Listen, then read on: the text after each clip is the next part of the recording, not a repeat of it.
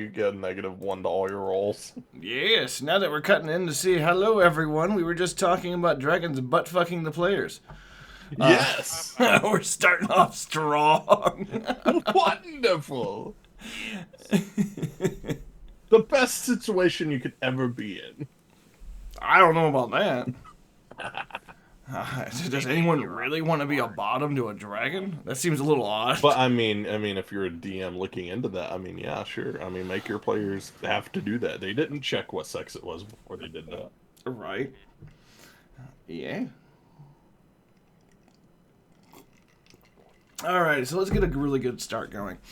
Welcome to the DM Academy. Again, this third episode. Yay. Today we're covering NPCs with Noctville, Icewolf, and myself. Hello. Hello again. Yes. Hi. So I guess we'll start with what's the process that you guys go about making unimportant NPCs that the players may or may not encounter? And we'll start with, in this corner, Noctville. Oh, we're doing it that way. Yep. So I literally start every NPC the same way, unless I 100% know the players or something else is going to fight it at some point. And that is, I give it a name, I give it like a 2-paragraph backstory, 1 paragraph about, what it did before, or if it's got any important background info. The other one about, like, what it is and what it could potentially be. And then I give it a base set of stats, and I'm done with it. Now, if it evolves to the point to where the party keeps going back to him and he starts becoming a prominent character and all of that, then that's when I'll start going, okay, so this guy's now artificer because he runs a magic item shop and he's, level, 17 and he just doesn't like adventuring, even though he could. And then I start giving him more backstory and we start expanding on it. But I typically start everything off as what I consider a simple NPC, which is just your 6 base stats rolled, name, background, and like 2 paragraphs and just some hot pieces of information they may need. And then I save it in a folder inside of a conglomerate of folders. Uh, I'm not good with organizing, but I know where my stuff is. Another DM looking at all my stuff would be like, "What?" So yeah. Alright. Icewolf, how do you do it? A little similar to Nox doing. So usually I think of, like, it depends on where they're at. If it's a snowy place, like maybe in a winter area, I'll think of, like, in that kind of backtracks on, like, our world building stuff. Like, Right. okay, what's kind of the races and people here, and I kind of narrow it down there, and then I'll roll it. I'll roll, get a random roll, then a random name. Use one of the random name and race generators, but you can specify, you know, and that way it's there. You have your baseline, and then I don't do the full stats. I do like the charisma, wisdom, and intelligence stats because that's kind of like the main thing that the characters are gonna kind of look at. Like, okay, I'm gonna take that, try to persuade this merchant to dumb down the price for me. All right, that's more charisma. And I'll do a counter charisma and see if they can beat it or meet it. And Right. that way it's like, if they can, oh, okay, yeah, they meet it, so they'll take the deal that they offered, or if they definitely beat it and maybe succeeded beyond that point, I'll I'll even sweeten it for them. Because, like, all right, you've already beat the check and now you've gone beyond it. We can sweeten it a little bit. Maybe add in that extra potion because you're such a gracious customer and all that. And, just have a little bit of detail about them. Don't go crazy, you know, like Right. Knoxville said, like a paragraph or two. And then, like you said, if they keep coming back constantly, then we'll start working on it, like a little bit more backstory. Maybe the magic, the magic store owner was, like you said, an artificer, a wizard, maybe an old sorcerer that retired from something, kind of deal. And then we just expand on it.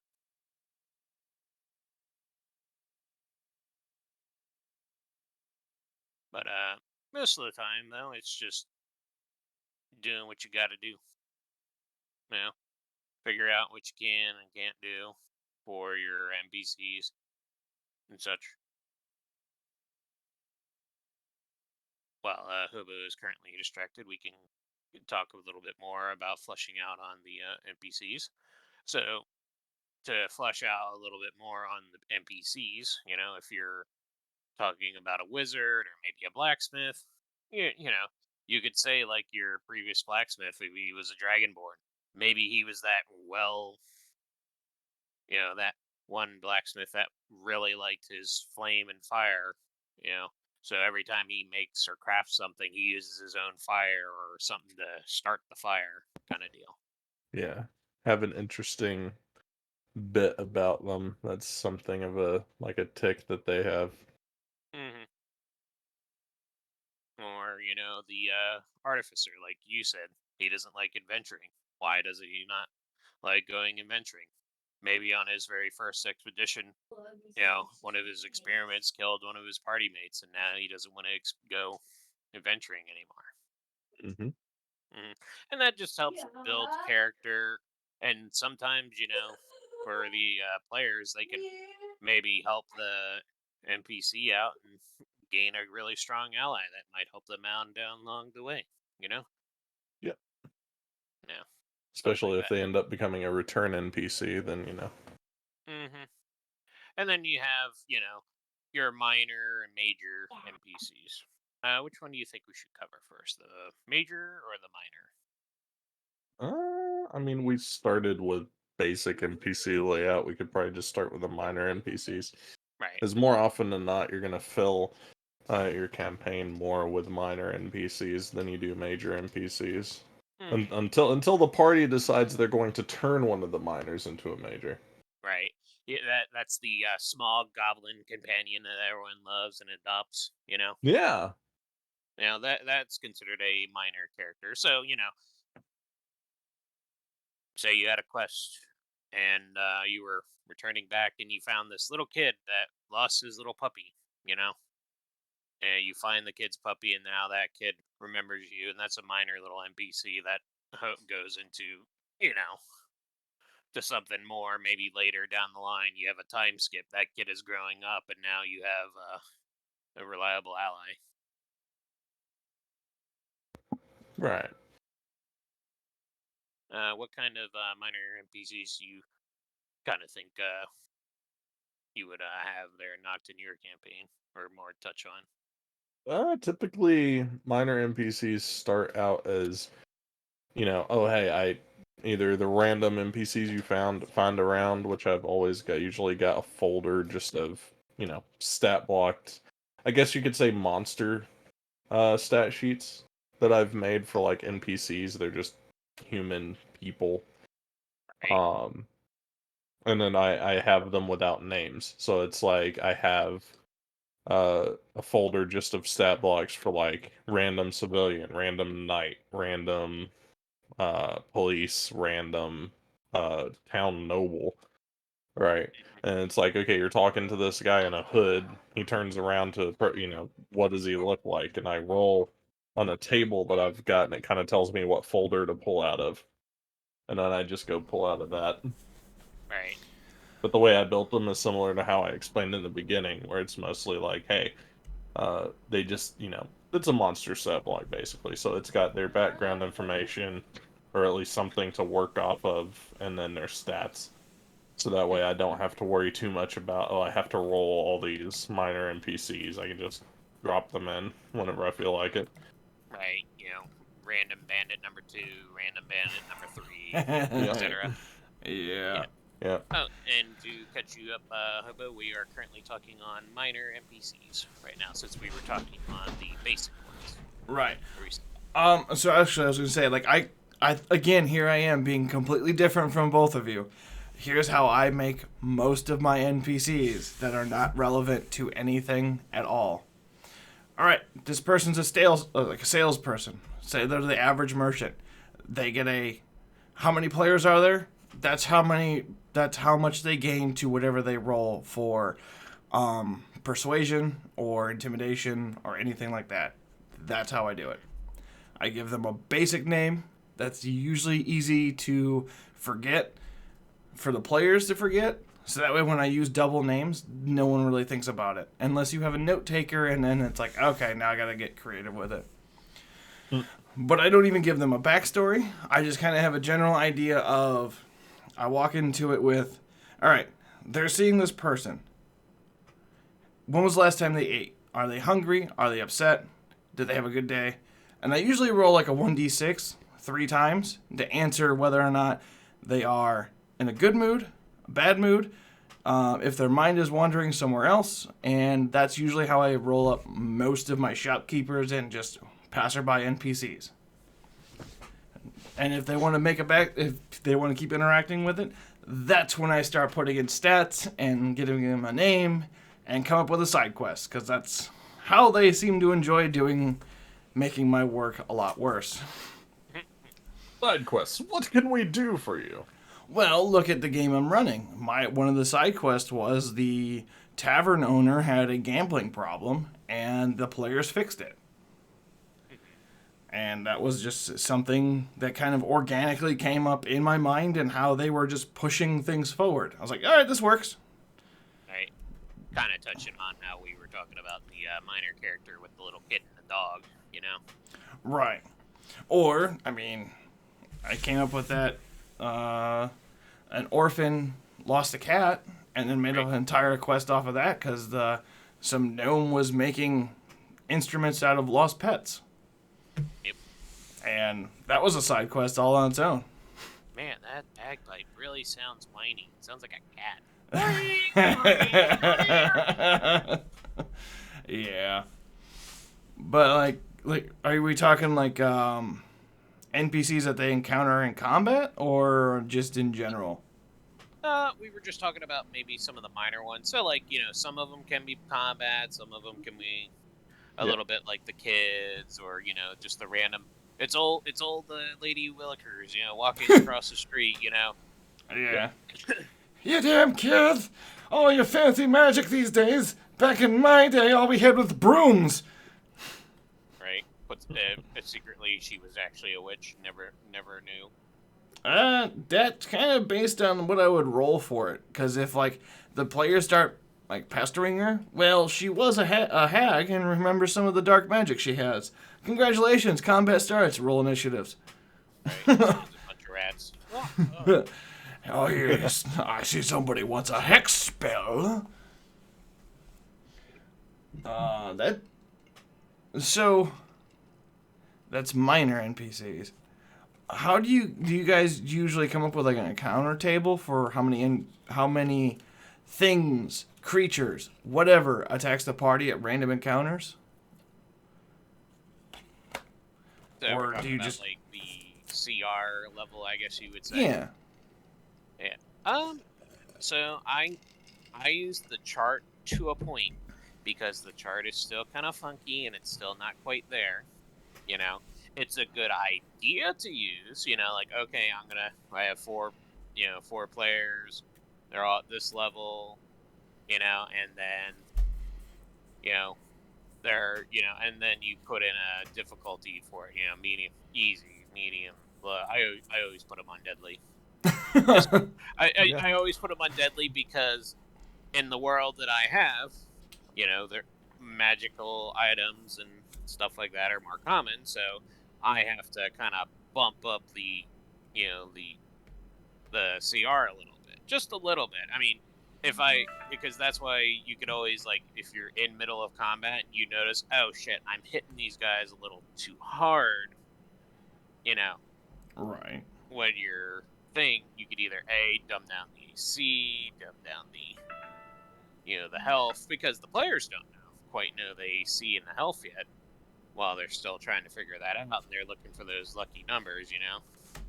Right. Or given a scenario, you know, like how you had said, giving them an opportunity to get that special little crit or something that might give them an advantage next to the guy, you know. That's when that stuff opens up for them. Right.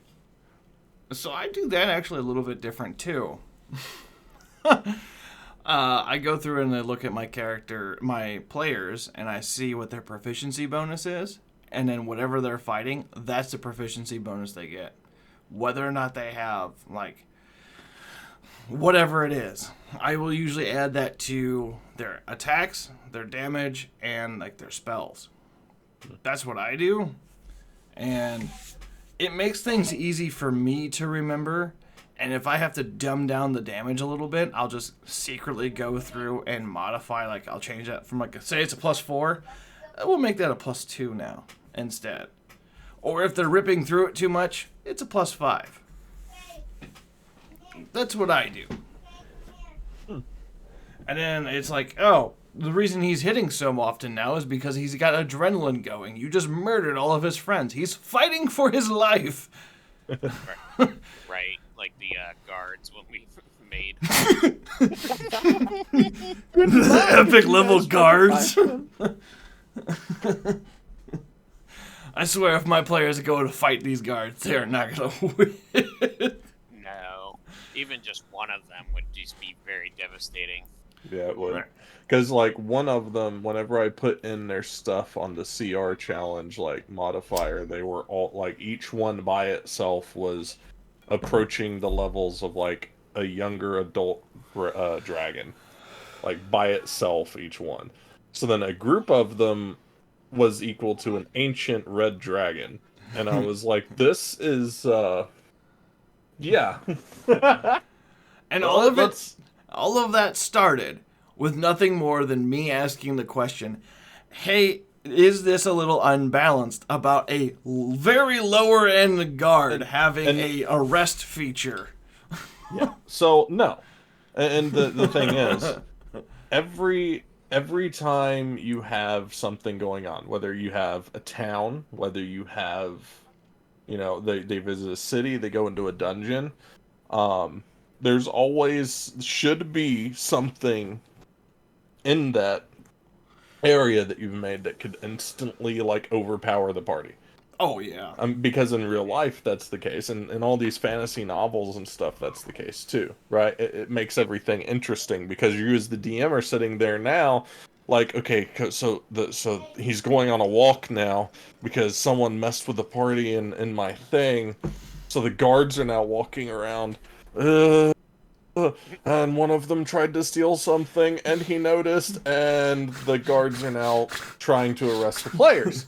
Right. I'm just saying this as an example. A very specific example. But legitimately, like, I mean, that's something that could happen, right? Oh, yeah. And it's like, so it kind of keeps everyone, because you've got these guys, they're really strong. You have no idea when that strength is going to come into play. It could be now, it could be like 52 sessions later when they come back to the town for some reason. Right. And, you know, something's gone on and then they get caught with something. I don't know. It's always good to have stuff like that. And then, I don't know, whenever I roll encounters, I do, I don't use CR. I look at it as this is what I want them to fight. Like, if they're coming up on a bandit camp, all right, so how big is the bandit camp? So I'll roll and figure out how many bandits are a part of this camp. If it comes up to like 30, I'll add all the heroes' levels together and divide it by 2, and usually then I'll add 10. And that's the cumulative power of the bandits in groups that will be attacking. Which makes it harder on the group, but doesn't make it hard enough to where there's not going to be a way they can kill them. Right. Now, so it's going to be a challenge. Do you add, like, a sense of realism to, like, say it's a group of bandits? Mm-hmm. Here's something that I've done and kind of toyed with, but I can't say for certain if it's a good thing or a bad thing. I will go through and, like, all right, a group of bandits comes forward to the party. The party's a little bit higher level at this point, and it's like, okay, you can look at these bandits and see that they're tired. They're hungry. They don't want to fight. They're doing this out of necessity. What do you do? Like, that's a whole different ballgame to throw at your players. Like, okay, right. And it's kind of more of a role-playing aspect than it is an NPC basis, but it still touches on it. It makes sense in a way because, like, yes, you guys are notably stronger than the rest of the world, especially for some ragtag bandit. Now, then there's the inverse of that. Like, oh, this guy was a high Imperial guard who got kicked out under false pretenses and broke out of jail. He's robbing you, and you can't say no. Like, It's that sort of thing, going to the bandit thing, something like that. I would legitimately put in as, okay, so a group of bandits is approaching you, but they're coming at you kind of slow and in the open. I need perception checks. And then as soon as they gave me their perceptions, I would have a DC set in my head, and if anyone gets close to it, I'll be like, yeah, something seems kind of off about them, that especially you get the feeling there might be something going on because they're not attacking.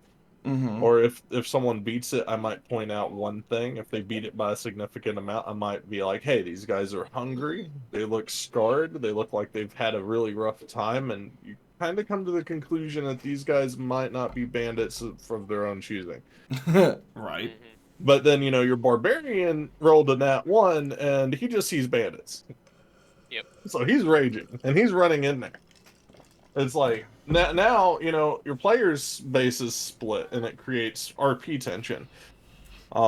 Which is always, besides killing the party, making it interesting for your players, and putting a good challenging and good dramatized story in for your players, just providing great times for your group to be able to have those tensions with themselves. It forces the party to grow. Right. It's all up to the DM to watch the players suffer and within your own madness. Yeah, Right. Exactly. It's like the one meme. The party's been sitting here for 10 minutes trying to figure out is the door trapped, when in reality it's not trapped. It's just a unlocked door, and they've been sitting here for 10 minutes trying to see if it's trapped. Because no one's rolling high enough to see if it's got traps. So it's like, you don't think there's traps, but you're not sure. It's like, oh, that's not enough information for me. I'll try to open this door. Right. I mean, yeah. I mean, who among us DMs who've not looked up, gone 5-minute puzzles for children? I mean, there's think about that. You could always force them to, because like example, knock your puzzle in your water world kind of thing. That one we kind of forced to open. Yeah, they forced it. So the idea, so one side, and I'll explain it real quick. So I like putting puzzles in harder dungeons. So on one side of it, to get one of the keys to open a big door, they had to do go around this invisible maze, right? Well, Dysentery's character could use the walk on walls thing, and could use mist form or whatever. So he just floated across the chasm, grabbed it, and then floated back. And it's like, okay, cool, that's fine. And then when they got to the other side, I kept giving little hints that, hey, these platforms can be moved, but they weren't. It took them so long to do it. I just finally up and told them. Yeah. But they ended up forcing both of them. I don't remember how the other one got forced, but they ended up. Yeah, well, I remember the one on the left side of the room. We literally had a bunch of rope, and we just pulled all the blocks together and forced it to open. The other one on the right-hand side, I literally threw Dysentery's character at the artifact. Oh yeah, and then he misformed or whatever back. Yep. With it, but yeah, I mean, your characters will always do the unexpected. Oh yeah. So, and then it was later on they had a bunch of other stuff they had to do. Nope, they walked their way into a hole that Enu's worm made, and decided, hey, we're gonna go down here, and they skipped 2/3 of the stuff I had put into the dungeon. Right, it's snakes and ladders all over again. We took the snake down. So.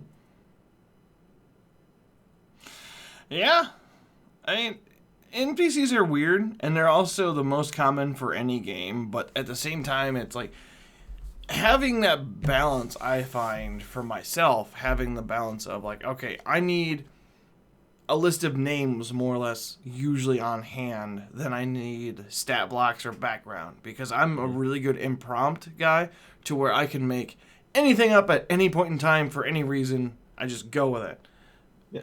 And having that skill is useful, especially if you're lazy, because then you don't have to really come up with shit. You're just like, Right. yeah, this guy just doesn't like adventurers because he doesn't like how you guys smell like death. Or, just weird things like that. And that's why the world that I built is perpetual. So, like, the same guy who's like, let me pull this up. Like Krazix at the tavern in the middle of the Right. town, at the Wounded Knee. That guy is going to be the same for you guys if whenever we get back around to there. For like if I do another group, until somebody kills him or something happens in town to where he dies. It will Right. be the same guy. So like the world that I've built, I just go through and any NPCs that I have that I could figure out where to put them and stuff, I already have most of that figured out from all the sessions I've done before and everything, so I just use them. Okay. Because it's the same persistent world that I typically tell stories from. The MTG thing was just trying to get everyone kind of used to high fantasy. Because Right. like we were playing like a decent fantasy amount in like Magic Aloud and Wolf's Worlds, but I tend to go a little bit too far with the magic. Yeah. Um, but going back to NPCs, the one thing I always try to do is homebrew Mm-hmm. things. Like I might even take like basic guard, like find one that's already made, just for like the stats and stuff, or find the one out of the manual or whatever, and then I will like add stuff to it or I'll modify it. And I'll make Right. it, make it mine. That kind of homebrewing, because it makes it interesting. Because if you keep using the same creatures that everyone else uses, they might have fought that same thing like 50 million times in other campaigns. Right. So, add your own spin to it, like taking squirrels, giving them pack tactics, you know, making Right. them mutated pack tactic squirrels at Right. 30 HP each with Right. 29 dexterity, and having them, attack the bard because the bard's singing really well and they want to go attack him. Right. They don't like the high pitched noises he's singing. Yeah. Right. So, But Oh man. yeah, I mean, that's how I usually do. Like I have an example in the Blooming Lands on the Friday game.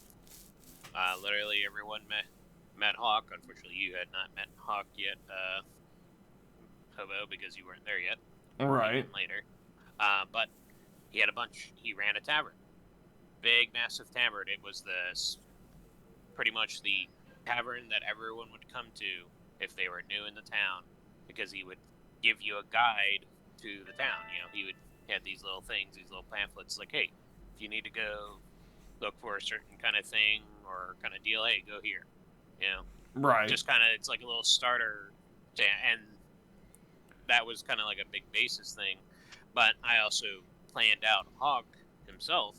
He used to be an ex-adventurer, and he has his trophies everywhere in the tavern and all that. He's killed, bears, dinosaurs, random other sea creatures and stuff like that.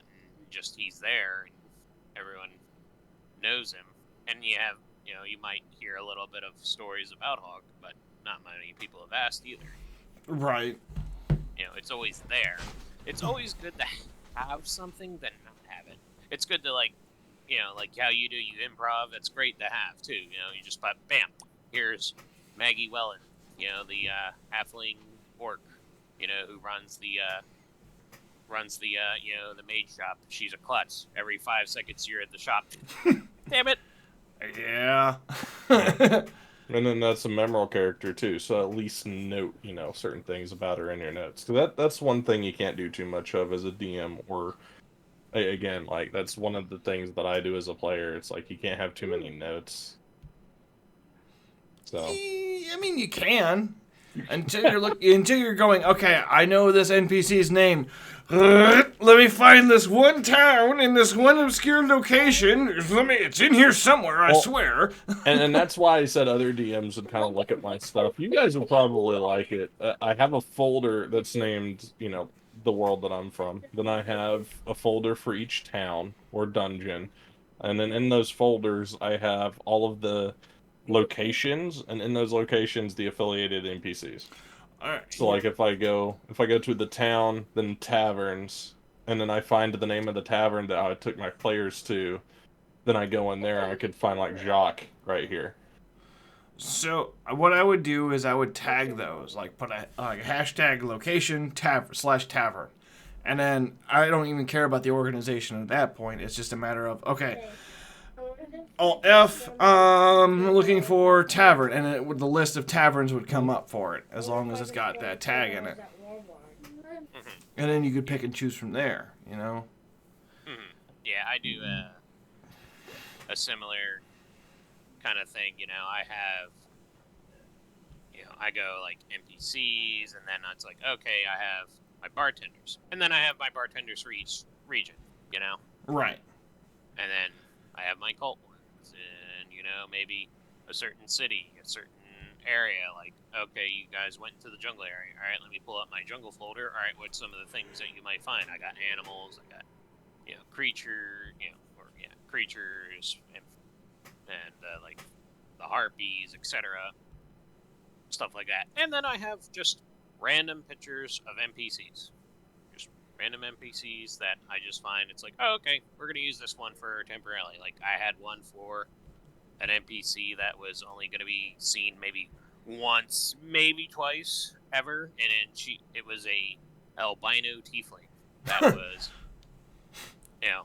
I know, right? Yeah, iconic, but that was like her most distinct thing. She was an albino tiefling, and she was pretty much a foothold to go into like the Thieves Guild of the Undertown part of Port Central. Right. Which the NPCs had a small, well, at least one of them had a small interaction with her, and she warned them, "Shit's about to go down. You need to leave the town." Like they knew. Yeah, there's different ways of doing it. I guess we can switch gears here a little bit, unless you guys want to add anything else on minor NPCs. Nope. I'm good. I think Knockville is currently distracted, Alec. It looks like it. Yeah, he came in here and he asked me a question, and I told him, "Hey, go do something. I'm currently in the middle of something." Yeah. Major NPCs. We'll start with major NPCs here. And we'll start with Wolf. We'll go with how many do you usually have pre-planned? Like, session 0, pre-planned, how many do you usually come up with? I come up with at least one major character for each town. For, like, each major city. Someone has a legend. Someone has a thing for it. My favorite NPC, and I always use him every time in any of my campaign, is Hunch. He is a wereboar that has a southern accent. It's like, I'll tell you what, I make the best gumbo you ever see here. And I use him every time, and all my players, every time, from the one before my first campaign and during this one, and my third campaign doing this one, everyone loved Hunch because he was that grumpy, kind of like somewhat grumpy, but kind soul. He had that old Louisiana, Louisiana crawdad kind of cook, and he would cook for you. And I liked him. Cajun. Yep. I'm born on the bayou over here. But otherwise, each major city has at least that one major character. One major NPC. Could be the mayor, could be, maybe an adventurer that, settled down in an area, or it could be a local legend of something in the area, Right. Knocked. How about you? Major characters? Yeah, at say session 0. How many major characters do you usually prep and plan for? I don't. Really? So yeah, so I approach it again like, well, let's say it's because there's two different ways, right? If it's the world I've created, most of the stuff's already laid out from previous people, so I don't have to prep anything because let's say y'all meet in one of the smaller towns. I already know a couple of people who might be there. Okay. So I don't really have to do any prep. If it's a world that I'm doing just starting anew from, like with the MTG thing that I did, or with something else, I'll figure out well what is from that area or from that point of like what's a couple of the people who I could put in to always interact with the characters. Like one of the things I want to do at some point, because I've got the rule sets and stuff for it, is a Dark Souls, just to have it like a Dark Souls run through. Okay. Because there's a tabletop for it, And you died. yeah. So now your friends have the chance to resurrect you, or you go back to the campfire and you have to run back, or your friends have to come get you. But if they get you at the campfire, then everything respawns. It's a lot more to keep Jesus. track of, but yeah. And then it's the same process. Like there's no gold. You get Right. souls that drop from things, but I don't want to get into that. But I'd figure out if it was some blank slate starting like that, what are a couple of important NPCs I can make to kind of be there for the party in the beginning, and then I'll make them. Sorry, gas. I'll make them as base NPCs. So like I start with the minor NPCs, just stats, a little bit of a background so we know a basis and stuff, and then I'll start them a notepad file with their Okay. picture next to it, and then that notepad file, as I'm role playing with the characters, if I come if someone asks me something, I'll come up with it on the fly and I'll add it into the notepad. And then Right. if that person starts getting interacted with a lot on my spare time, I might write for like 30 minutes and figure out a few things and bolden some stuff, and that way I can find it and just start building that character into a fully fleshed out, even if I need to, giving them a class or something. Okay. Again, I am different than the rest of you. I mean, that's a good thing, though. I mean, it is. It is. It brings. I am the diverse one here, I guess. So what I end up doing is I have a minimum of 10 specialty NPCs that will be in the world at any given time. And usually it is how I usually run things is there's one quest giver or contract holder that the party will mostly interact with. Or in certain cases it is a organization. That's usually what it is, like some kind of organization that is like for me it's the Jagged Daggers. They are the quest givers for the party for the most part. And then there's like the king, the big bad evil, and then what was the other one I was gonna run with? The big bad's bodyguards. Like, so I have a group of people called Carrot and Stick. Carrot is a half ogre who dresses up very nicely, and Stick is a goblin that is super intelligent that pretty much talks like a mob boss. And they usually are collector. They're part of like any BBEG. They do collections. They'll walk up and be like, "So we got ourselves a problem here. See, you got money and we want it.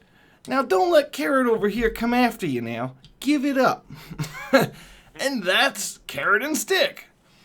And so I usually have about 5 or 6 major NPCs planned. Who has a better beard and why is it me? I don't know. I haven't seen your beard. I can't answer that question. I'm not going to ban you for that. Yeah, and in my opinion, from not seeing your beard, and we don't know, I'd have to say hobo at this point. Yeah, well, I was gonna say Hobo definitely has a lot better beard than I do. I mean, I don't even have like I a mean, beard anymore. right now I have like maybe a quarter of an inch, which is all getting shaved tonight because I'm going back into the restaurant industry tomorrow. So The difference between a hero and a wizard is homeless.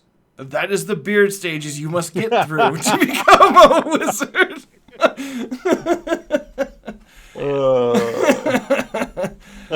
I'm trying to get this to grow as long as I can downward, but like I got that weird Amish stuff, so like the sideburns like will really flare out. I was gonna say if you Just brush here it, lurking. put Okay. a little beard, was it beard cream? It'll help. No.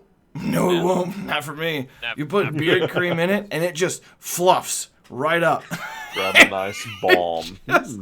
Right. Nah. My it just fluffs right up, and it just makes myself look like who is it? Abe Lincoln style looking motherfucker. It's gone 7 years ago. Yeah, I was gonna say the only other thing I think of is just brushing it, every so often, just to help stimulate growth. But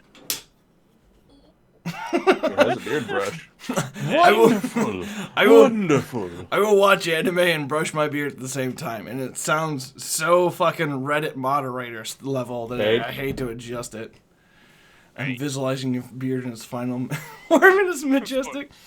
I want my beard to come down between my tits so I can braid it.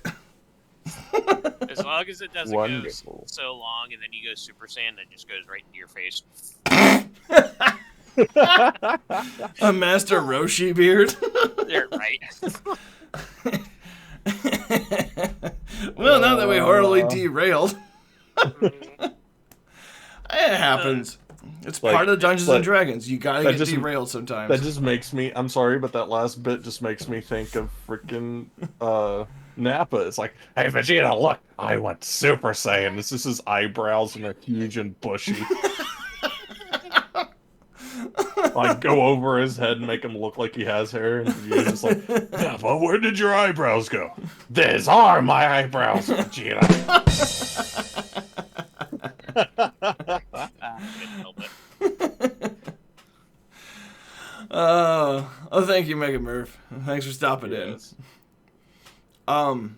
But I guess I was thinking about this earlier. I was like, how do we make NPCs like what's a good challenge to yourself as like a newer DM on how to make NPCs? Because ultimately, this is all about training newer and upcoming DMs. Don't rush. Take your time with it. Especially if you're new and you're getting into making NPCs. Right. Give yourself an outline for what you want. Like, it doesn't have to be extravagant. It can literally be, I want to make a blacksmith. Or, okay, I want to make a bandit leader that's going to be the boss of these bandits. Right? Start there. And then figure out what race you want them to be. What, like, alignment they are and all that. Just go down the list like you would if you were rolling a character for yourself. Right. Yeah, and then another helpful tip: take, previously built stats. Like, okay, where's the guard stats? Okay, I got my basic guard stats. All right, now I got my basic guard stats. Now let's buff them up a little bit. Maybe like how your your tax collectors.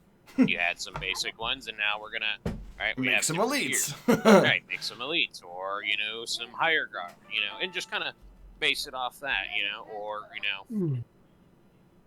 Right. kind of like get an idea of what you want, Yeah. Maybe it's nice to have something to work with. Some people like, hey, I want a baseline. All right, here's your baseline. Now tweak it.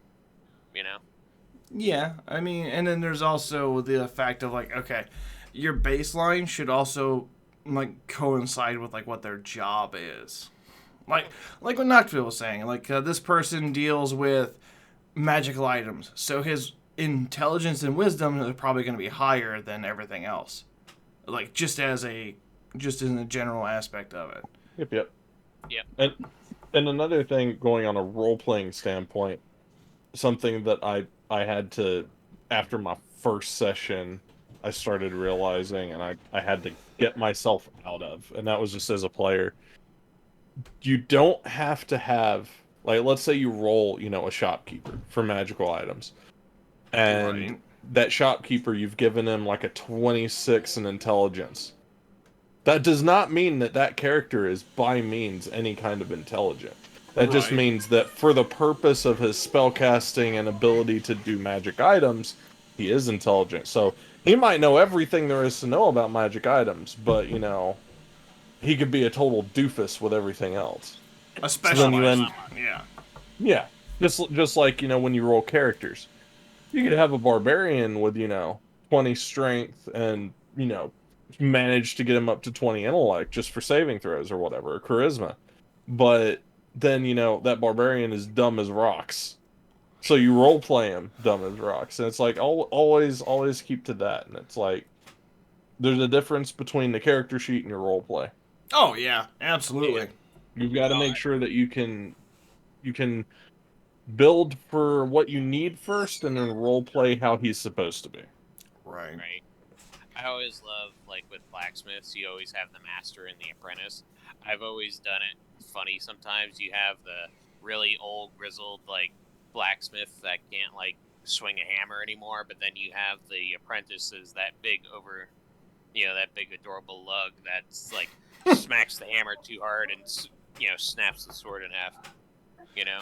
It's like, hey, Murph, I need you to move those metal pieces into the forge. We're making 20 swords today. Okay, boss. Or Yeah. like the one on Warframe. I love their interaction. If you ever watch me playing, go down to Cetus. If you stand there and you talk to him, he'll usually say, "You should check out the new weapon. It is so good looking that I had to slap Pegleg for looking at it indecently." It's like, okay. It's like they say stuff like that. It's like, feel free to add humor to everything. Oh yeah, and like a simple one-liner will go a long way with any Like, it's a players. serious character. Give him a one-liner that's hilarious, and then, your party remembers them. Now you have to remember it and what you did, because then, they're gonna come back to Oh yeah. Oh, you. God. Well, like, Dysentery's, what was it, the Alchemist, Wood Elves? And now, this is the, Wood Elves, you're thinking of Wood Elf. Okay, maybe a little bit more uppity stuff like this. No, hillbillies. Yeah, literally, as we walked in the store, we hear Banjo music. he's playing on a fucking loop, And my tuning it. yeah, and then my character ends up, and this is out of character information for everybody else that was involved if they're watching or whatever, or like for Wolf, but my character Sorvand, that was the campaign that they were involved with, Thorgus and Sorvand.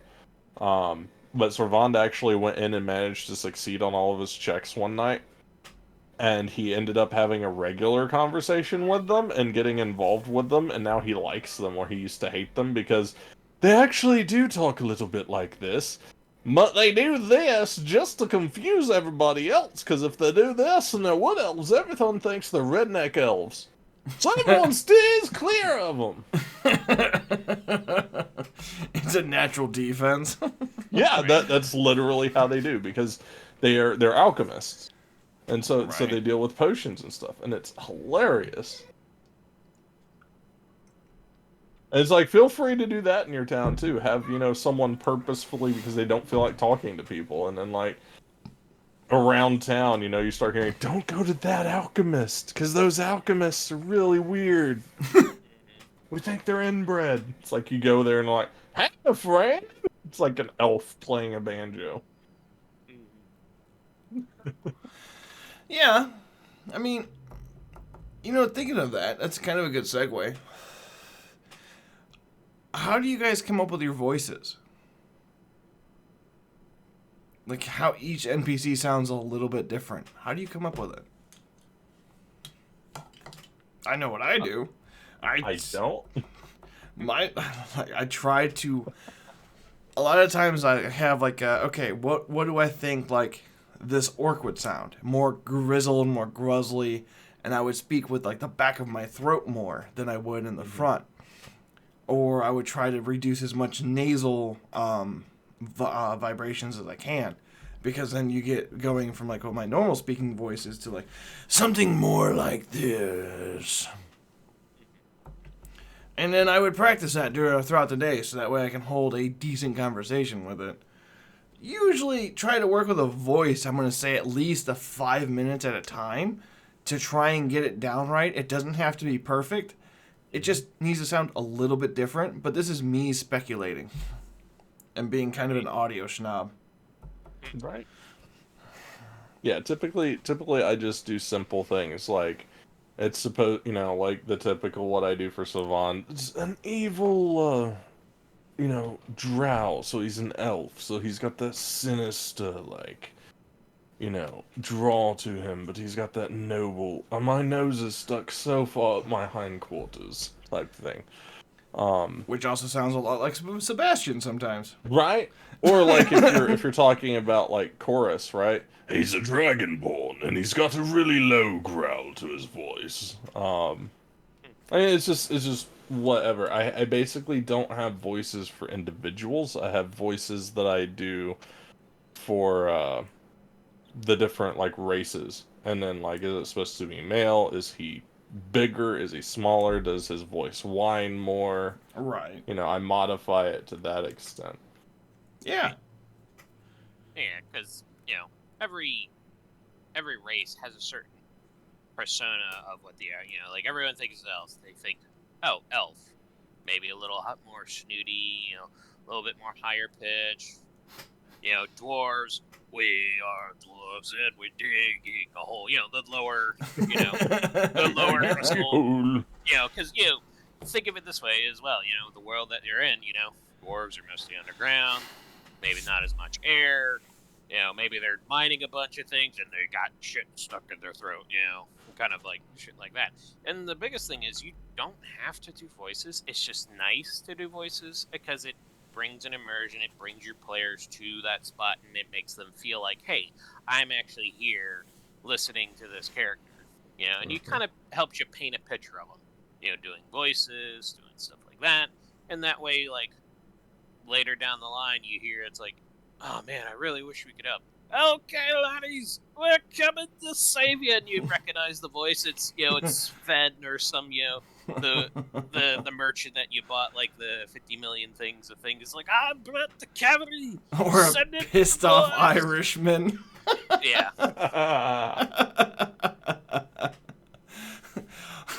What do you mean, a pissed off Irishman? Actually, I think that was a little bit more Scott than it was Irish. Scottish. Scottish Scotland.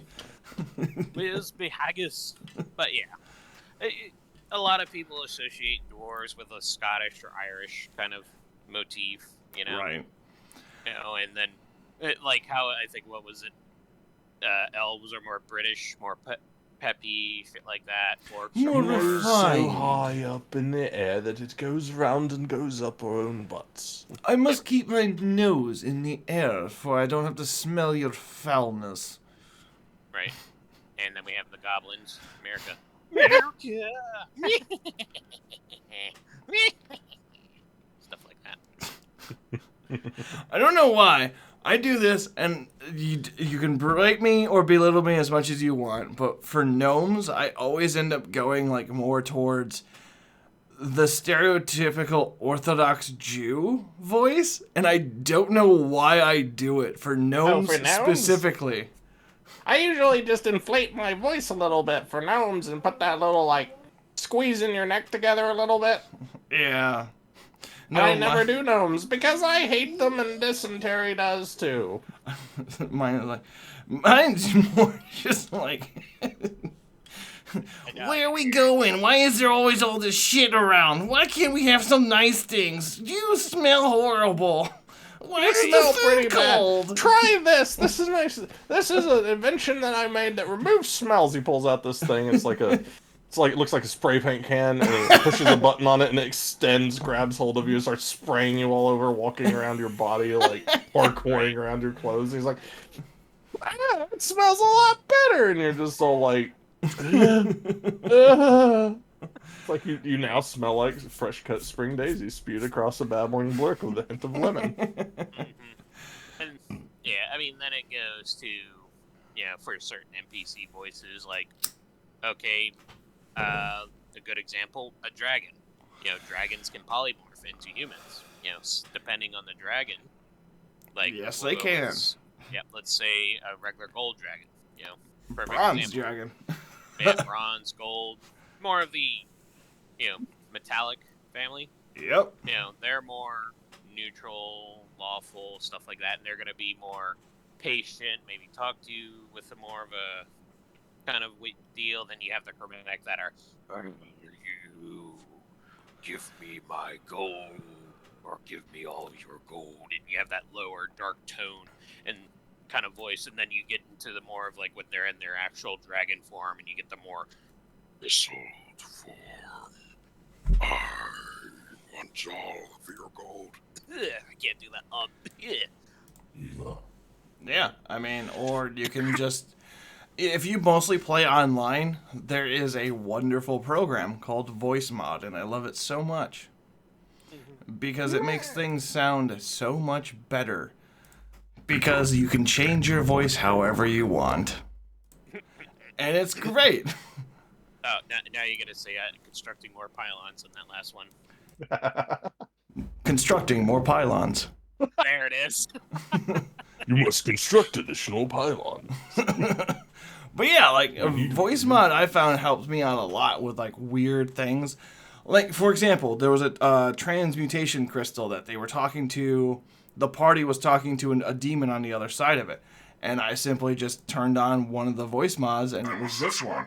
And I just used this one because it sounded so much different than everything else. And it gave a good effect of, like, you're talking to something through something. Here you go, And again, it builds that immersion, and I'm not saying that you should use it, but I'm just saying it helps. Tools help you. This is a tool to help you. Right. And it takes a little bit to kind of, it was it. It just find things that help you do better and work easier for you. If you can't do voices, don't worry about it. Just change the way something talks. Like, what's a good one? Like to change how something talks without actually changing your voice. The only thing I can come up with right away is don't use certain syllables. Like instead of using like a K noise, like anything that sounds like with a K, change it up to where like, okay, it's more of a ch instead of a K. So like, you just must have really bad luck, or instead of luck, it would be luksh. And just changing that up will do a lot, because it makes the character stand out without actually changing your voice. And that's even tone-wise, you can have your normal speaking voice, or you can change the tone. It's like more into a serious tone, it's like you're talking to a guard, It's like, okay, sir, very monotone kind of voice. It's like, I need you to tell me, what did this thief steal from you? Stuff like that. Just that slight tone difference, can be helpful for the voices. DMV officer. All right, name and date of birth. Okay, moving on. Kicked the door. Paladins, we're here to steal all your shit. I mean, to arrest all of the people that are here. You hear loud knocking at the door. We're here to collect your taxes. FBI, open up. No, it's the FBI. Paladins, open up. Oh my god, I just thought of a great NPC group. Oh my god, you get 5 paladins. And, like, say 5 paladins, or maybe 3 paladins and 2 fighters. And they're all dressed in different colors. And then you have, like, the leader be, like, some kind of a mage and whatnot. And you could just call this Team Rainbow Six. Oh my gosh. And they work for a secret organization that works for the church. Yeah. And they go around like to people who are caught doing something that they don't know that they've been caught yet. They just It's some sort of up. And they bash down the door and run in and ransack the place. Now you gotta call them the Inquisition because no one expects the Inquisition. I mean, maybe, but still, the thought of like having a group of 6 members, 5 of them being fighters or some kind The of Rainbow melee combat, Six Inquisition. and they're all dressed in different colors. No. What you do? 2 paladins, 2 fighters, a mage of some sort, and a rogue. Yes. Yes. There you go. Oh my god, I want to run a game. I want to run this game now. I can think of so many different missions for this. Like, Oh god, no, not a mage. Make an artificer because it'll be even better because you can make little gadgets. I'm gonna blast the door, guys. What? No, he's like, I've got this temporal barrier breach. He puts it down and they're like, that's just a bag of holding hanging above another one. He runs back, shoots it, drops, door's gone. Portable battering ram. I mean, we're talking about NPCs, but this does sound like a really good group of NPCs. It is. You should put it in your game. I'm actually writing this down right now. I'm taking this. I need to work on this. Group of Rainbow Six. Also, for DMs, a good thing to have. Have a pen holder next to your desk at all times with a notepad. Okay. I think. Let me pull mine over. I've got a screwdriver, a pair of scissors, another screwdriver, a marker, a pen, a highlighter. Yeah, and it's just all in a cup. Dollar Tree, you know. 2 fighters, 2 paladins, an artificer. A rogue and an artificer. Right. All walk into a bar. No, they don't walk into a bar. It's just they breach the bar. They breach the bar from all sides. Right, just the wizard tries to break through the glass. Ow, ow! Just goes through the door. You get to break through the glass. Yeah, and that's another thing, you know, when you're doing NPCs. If an idea just pops into your head about something, just write it down. Write it down, and you may backtrack to it later. Yeah, like, here. I have in my hands, except for 2 of these notebooks. You can find these at Dollar General pretty fast, right? Dun, dun, dun. So I have one of these is almost full of just shit I have thought of.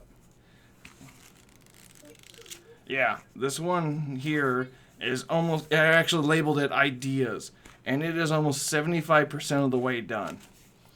Like here, medium town, population 3,000, orc raider trying to prove himself, wants to bring back the bronze statue of a bull in this town.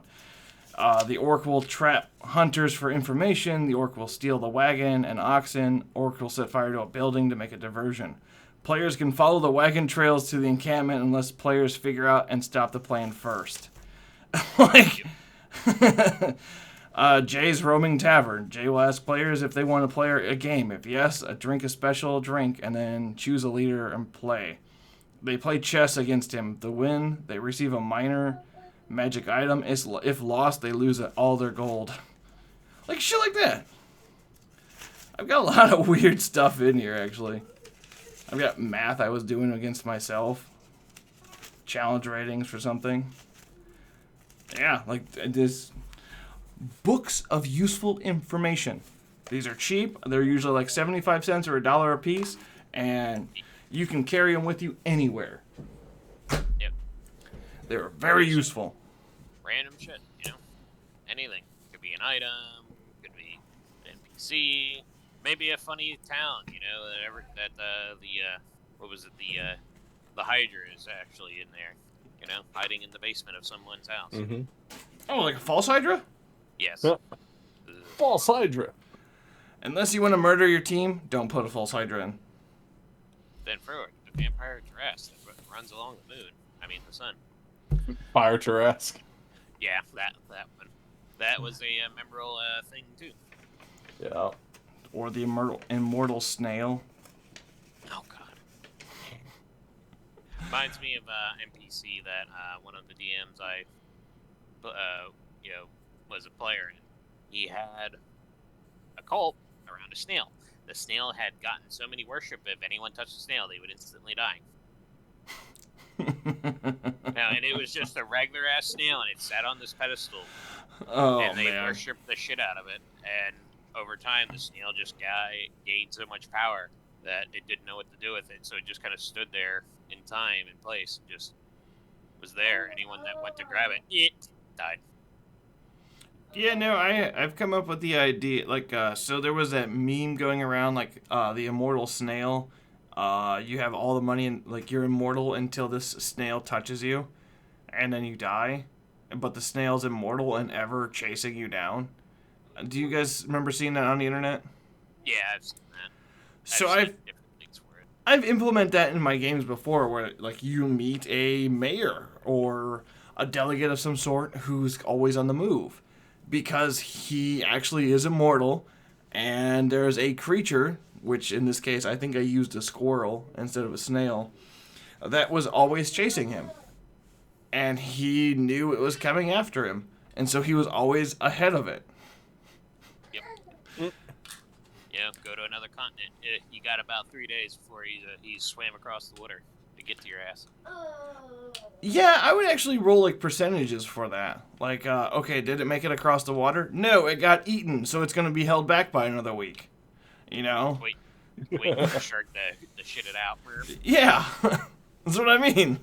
Like weird stuff like that. Like that kind of weird things, and then watching your players try to kill an immortal squirrel or find a way to contain it is always fun. I've got a job debt. You've got a job to do? A job debt. Job debt. Jar of dirt. Oh! Okay. I'm like, what? Wow.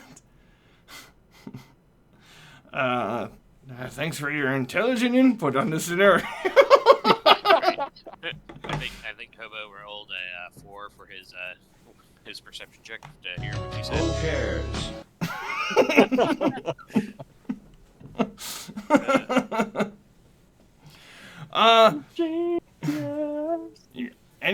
Anything else you guys want to add to this?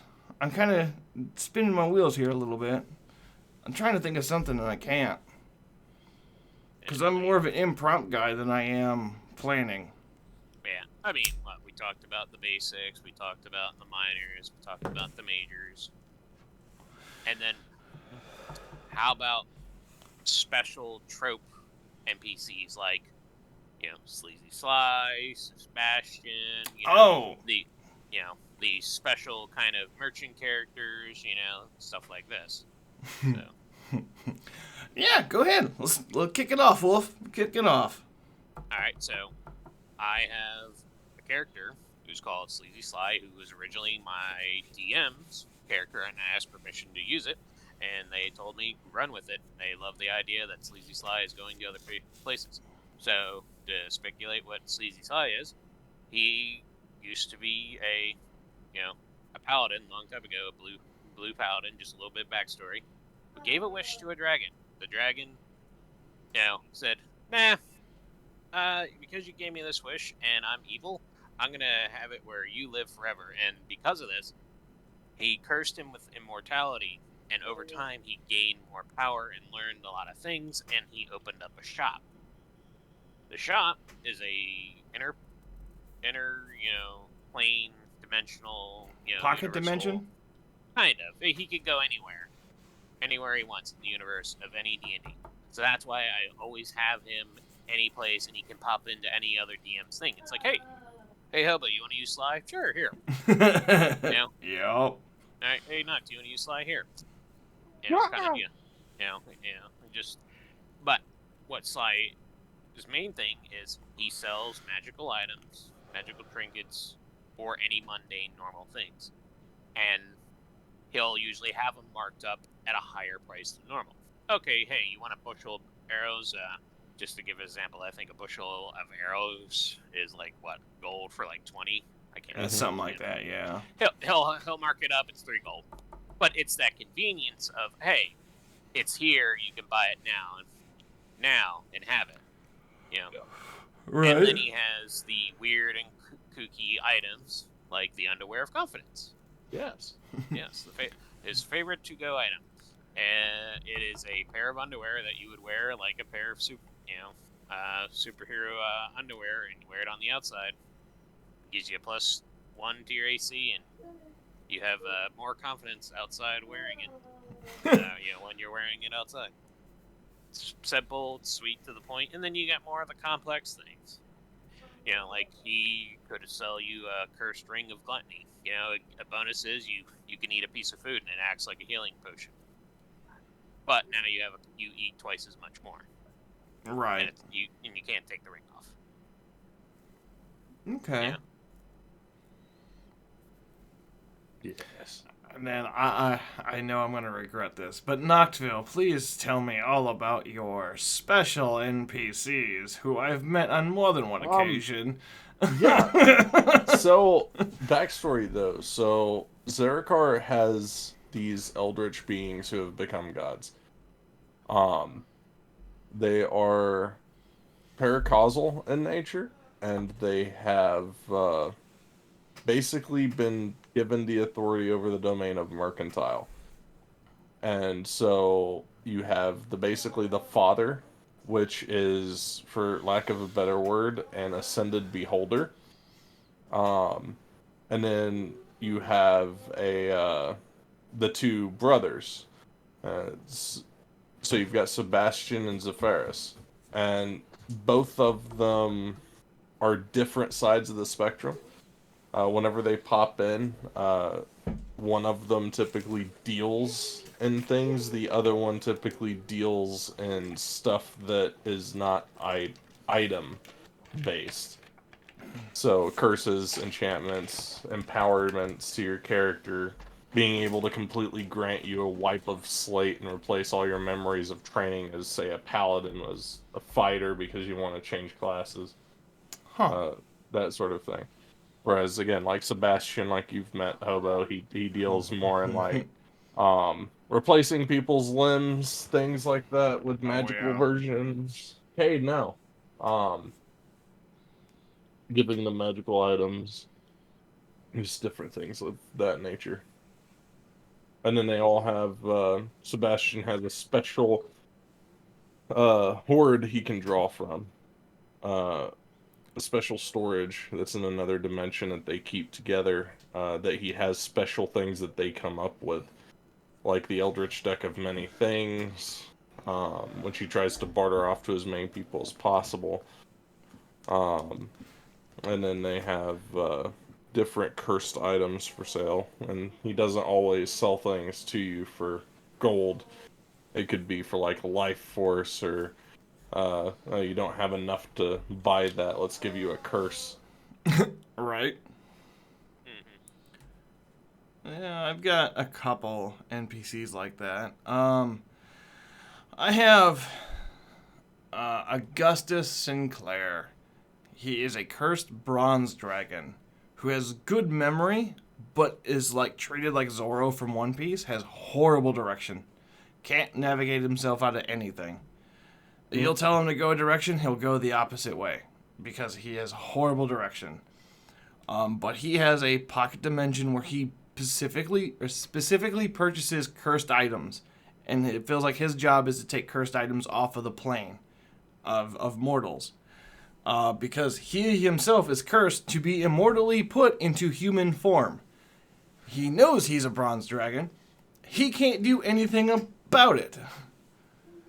And because he's technically considered ancient at this point, so he's very powerful. And he specializes in curses. And warding off demons from the plane. That's pretty much what he's there for. And the players can come to him, or he will find the players. Every session, I roll a d20. If it is 19 or higher, Augustus shows up. He will randomly show up. Like, hello there. And he always shows up in the worst possible ways. Like the first time. There was an orc bandit camp nearby this town.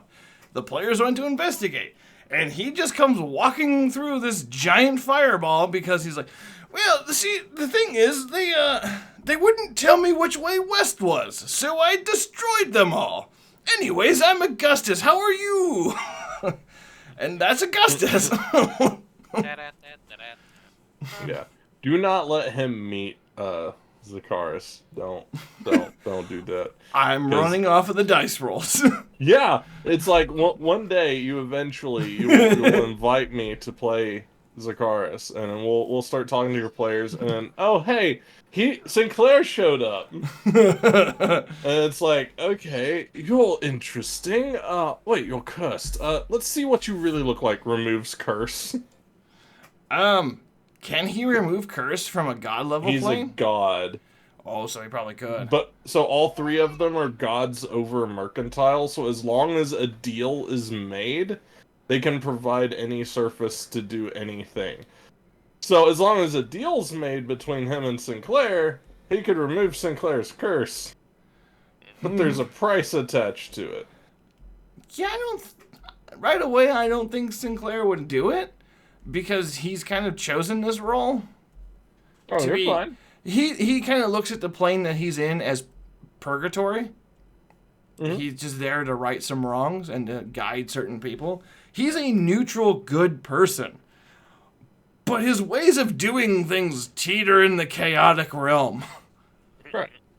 Which I'm just saying, as fun, I mean, whenever they see one of them, like, whenever they go to deal with either of the brothers, they can show off stuff. So he could just be like, well, I mean, even if you don't want to, and just waves his hand and like he turns back into his regular form. And it's like, I mean, this is what you would be like. An ancient bronze dragon. Right. Just, I needed to make this shopping space a little bigger to accommodate you. Why am I hungry? Because he doesn't really eat the sizes portions he should, so he's like horribly disfigured because he forgets he's a dragon. He just eats human portions.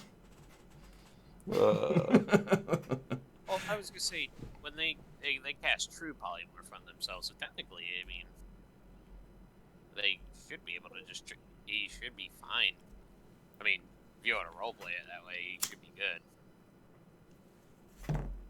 Yeah, because I thought it was a true polymorph when they transform into a human. So for his character, it actually was a character that I played a long time ago. He polymorphed into a human form because he got tricked by a god of trickery. And while he was there, the god cursed him to stay in human form because he backtalked, like Sinclair would. He would backtalk. And so the god essentially cursed him to stay in human form at a god level curse. So, like, he spent his time studying curses to try and figure out how to remove it. But then came to terms with it. So he's specialized in that aspect of just mostly dealing with curses and righting some wrongs. And that's about it. Mm-hmm. But if the players ever come up to him and is immediately hostile with him or think that they can take him, no. No. No. Because we're looking like epic level stuff right here for him. And just because he's well into his ancient age. But eventually I will retire him as a character. But now is not the time. Any other specialized characters you guys got? I've got Jim and Ivan. Oh Do God. you want to know? Yeah. Okay, You might as well. so Jim is an immortal Thrykean, right? Okay. So he's a mantis creature. He's highly intelligent. On his character sheet, his intelligence is a 32. So you're not going to be sneaking anything around him. He's also a level 20 informations rogue, and he's on top of that, he's a level 12 fighter. Oh, jeez. So yeah, his stealth check like if I roll it right now, I rolled a 12 natural, which goes to a 49. God damn. So unless you can roll a nat 20, you're not gonna know where he is. But anyway, so he runs a black market on on the realm that I have, but he has that unique book that I was talking about last week, where he can travel to different planes of existence. And what he wants is information, and he'll do anything. Like he'll go to a plane if he thinks that that plane can make him money. He'll set up a black market there, and he will literally trade goods and services in exchange for information he doesn't know. At this point in time, there's a lot that he knows and a little that he doesn't know. He also collects magic items in the sense. So if you Okay. can find artifact items or items that he doesn't own currently, he'll trade you information for those. Like if you want to know where something is, he'll do it. But he has this bodyguard. So at one point in time, he used his book and he appeared on our world in the middle of the Cold War, Oh, right? okay. And he appeared in the middle of Siberia. He found he found this giant, like 7 foot tall man who was basically in ripped military clothes. His shirt was gone. He was in ripped pants. Had a belt. And he had a military shovel on him Okay. and a couple of other things. And he just looked at the guy and started taking care of him because he felt, well, this guy's big and buff. Might add, be good if he wants to work for me. And then he ended up saving Ivan's life, and Ivan ended up coming with him and now serves as his subordinate. So, Interesting. this rogue and his personal bodyguard is this level. I think I've got him at like 27 epic booned. He's a berserker, a barbarian, who Okay. just follows him around, and he uses a shovel as a weapon. Like All one of right. those I'm not on any just shovel. It's one of those military spades that's like sharpened on one end Yeah, trench and shovel. Yeah. everything. Yeah, he uses that as his weapon. Otherwise, so his fists, his unarmed attacks do siege damage. Siege damage? Yes, because Yep. the class that he is barbarian wise, he can do siege damage, so he can break down walls and stuff. So Holy like there shit. was an occasion in a campaign that I ran, the last Zerkor campaign I ran, and it was when I was actually first introducing them, and Jim got under attack by something, and he bust through a brick wall. Oh yeah. Yeah, Kool-Aid man. basically. But he's this big Russian oaf. So I just play him that way. So you've got this intelligent mantis with a big Russian that guards him. I mean, Yep. yeah. All right. But they pop up, and I can use them anywhere too, just like I use the merchants. But all they deal in is information and gathering. Right. Yeah. I'm trying to think of anything else that we could really add to this. I think we did a really good job breaking down like NPCs. Mm-hmm. Um, how about any closing thoughts for a new DM and where you think they're going to struggle at when it comes to NPCs?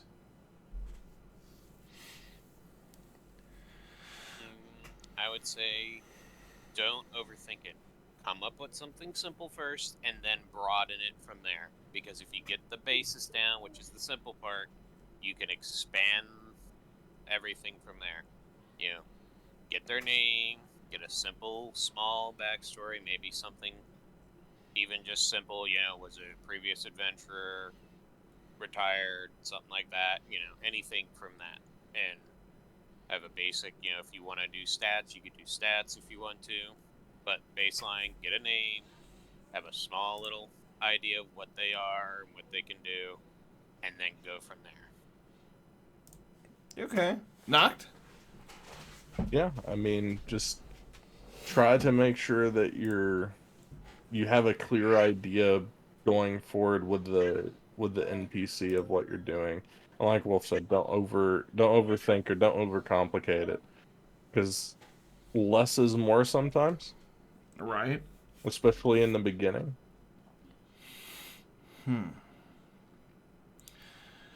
Mine's going to be more towards knowing their stats. I would strongly recommend just take like however many people there are in the party and just use that as like their modifier at the beginning. I wouldn't really necessarily worry about like getting their stats down perfectly, because odds are you're going to be using these stats for a lot of different things.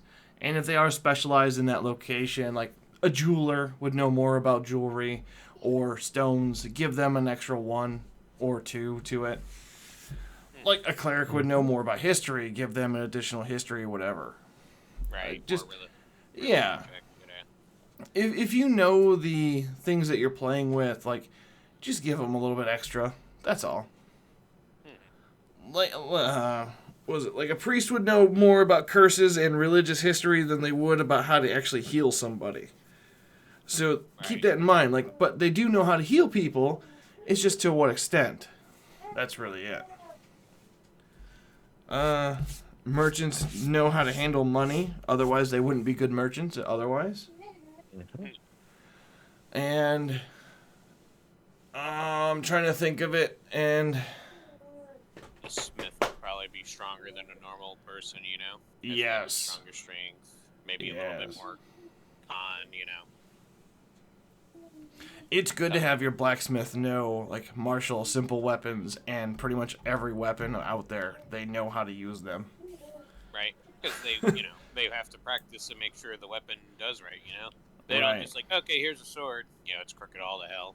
No, they're going to take a minute, put it all together, go outside and swing it on the practice dummy a couple times because, they've maybe swung it before, Right. Does this feel right? Or, is this hammer, working, smashing shit just right? Etc. Yeah.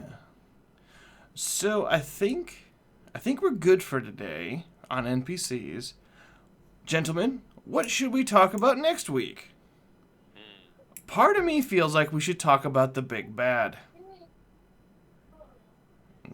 Coming up with your own big bad and how to do it. I thought we touched on the big bad on the first session. We did. We touched on it, but we didn't really go into like how to really make one. Or we could go into the three of us could go into a game or go into a session like this and just create a whole campaign. And then somebody could take that template and use it. Right. I would say, why don't we touch more on the big bad, and then because we touched on the big bad, we can then reflect on what we talked about in the first session about you touch on your big bad, and then you can create the world either around your big bad or create your world around them. Right. Yeah. All right. Well, we'll talk about it more, but I guess we'll see what we're going to do for next week. Also, anybody has anything they want us to discuss, you're always more than welcome to bring it forward. We will try to touch on those topics for sure. I'll poke it with a stick. or try to maybe poke it and then the stick breaks and then it turns or into I'll put it bad. behind me in one of these freezer cases and we'll see how it grows. Kill it like the rest. Alrighty, so with that in mind, I think we're done here for the night. Thank you, Noct. Thank you, Wolf, for being here. Everyone else, I will see you all never. I'm kidding.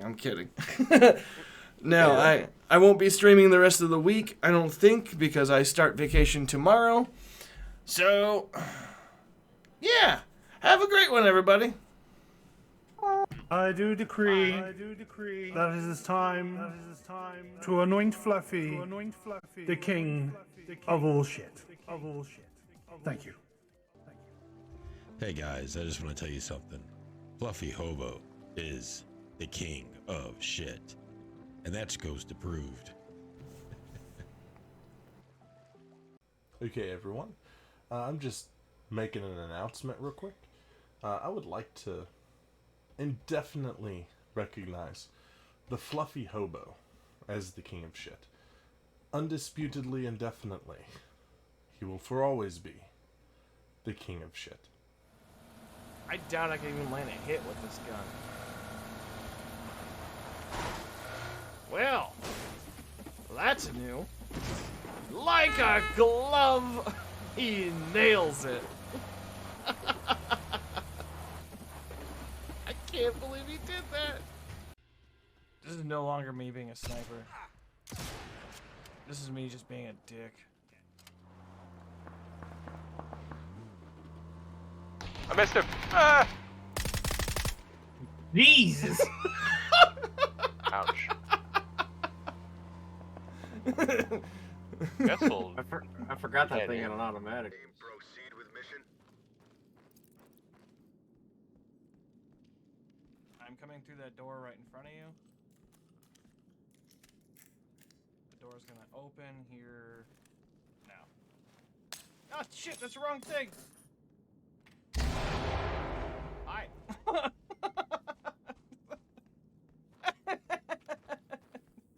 Oops. I do decree